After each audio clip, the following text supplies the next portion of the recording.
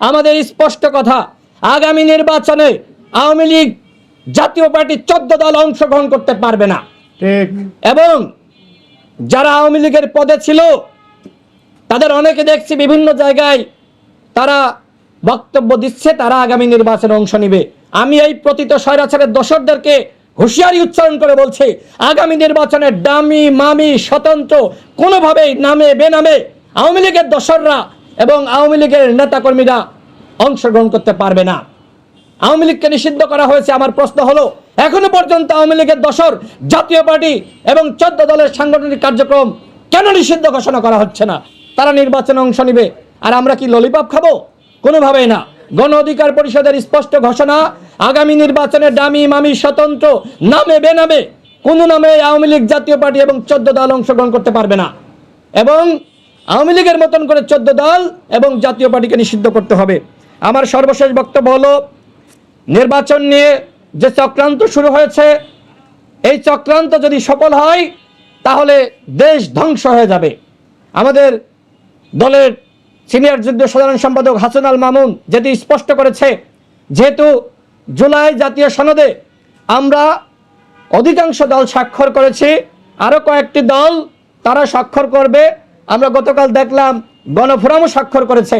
যেহেতু জুলাই জাতীয় সনদ নিয়ে যে ধরনের অনিশ্চয়তা ছিল, সেই অনিশ্চয়তা কেটে গিয়েছে। এখন আমাদের দাবি হলো, অবশ্যই আপনারা যে অঙ্গীকার করেছিলেন জুলাই জাতীয় সনদের আইনগত ভিত্তি দিবেন এবং সাংবিধানিক স্বীকৃতি দিবেন, তার অংশ হিসেবে অনতিবিলম্বে জুলাই জাতীয় সনদ বাস্তবায়ন আদেশ জারি করতে হবে। এটি ডক্টর মোহাম্মদ ইউনূস স্যারের ওয়াদা ছিল। আমি ডক্টর মোহাম্মদ ইউনূস স্যারের উদ্দেশ্যে বলতে চাই, আপনার এই অঙ্গীকারগুলো যেটি আপনি জাতির সামনে করেছেন জুলাই জাতীয় সনদের আইনগত ভিত্তি দেওয়ার মাধ্যমে, সেই অঙ্গীকারের বাস্তবায়ন করেন। বিএনপি, জামাত, গণ অধিকার পরিষদ, এনসিপি, ইসলামী আন্দোলন বাংলাদেশ প্রত্যেকটা দল আমবাজার ঐক্যমত কমিশনের আলোচনায় অংশ নিয়েছি। আমরা সবাই জুলাই জাতীয় সনদের আইনগত ভিত্তির বিষয়ে আমরা ঐক্যমতে এসেছি। সুতরাং কোথাও কোনো বাধা নাই। সুতরাং যেহেতু বিতর্ক সৃষ্টি হয়েছে, আপনারা অনতিবিলম্বে জুলাই জাতীয় সনদ বাস্তবায়ন আদেশ জারি করেন। এবং আমাদের দল মনে করে, নির্বাচন নিয়ে যদি অনিশ্চয়তার সৃষ্টি হয়, একের পর এক অগ্নিসংযোগ, বিভিন্ন জায়গায় মব জাস্টিসের নামে এক ধরনের পরিবেশ আনস্টেবল করার চক্রান্ত চলছে। সুতরাং নির্বাচন যত বিলম্বিত হবে চক্রান্ত তত বাড়বে।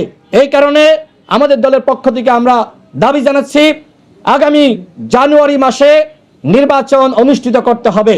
যেহেতু অনিশ্চয়তা কেটে গিয়েছে জুলাই জাতীয় সনদ নিয়ে, জানুয়ারি মাসে নির্বাচন হলে কোনো সমস্যা হবে না। সরকারকে আহ্বান জানাই, আগামী জানুয়ারি মাসেই আপনারা জাতিকে একটি সুষ্ঠু নির্বাচন উপহার দেন। আমাদের দল গণ অধিকার পরিষদ, আমরা ইতিমধ্যে 50টি আসন ঘোষণা করেছি। আমরা আরও 100টি আসনে আমরা প্রার্থী ঘোষণা করব এবং জানুয়ারি মাসে সরকারকে নির্বাচন অনুষ্ঠিত করার আহ্বান জানাচ্ছি। যদি আপনাদের কোনো প্রশ্ন না থাকে আমাদের আলোচনা বা আজকের এই আরেকটি বিষয়, প্রিয় সাংবাদিক ভাইরা, আপনারা জানেন আমাদের শিক্ষকরা যারা এমপিএভুক্ত শিক্ষক, সেই শিক্ষক সমাজের প্রতিনিধিরা তারা 1 সপ্তাহের অধিক সময় ধরে শহীদ মিনারে আন্দোলন করছে। সেই আন্দোলনে আমাদের দল গণ অধিকার পরিষদের পক্ষ থেকে আমরা সংহতি জানিয়েছি। আমরা সরকারকে আহ্বান জানিয়েছি, অবশ্যই এই শিক্ষকদের দাবি মেনে নিতে হবে।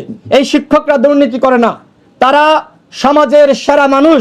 সুতরাং আজকের এই সাংবাদিক সম্মেলন থেকে এমপিএভুক্ত শিক্ষকদের যে দাবি, সেই দাবি মেনে নেওয়ার জন্য সরকারের কাছে আমরা বিনীত আহ্বান করছি।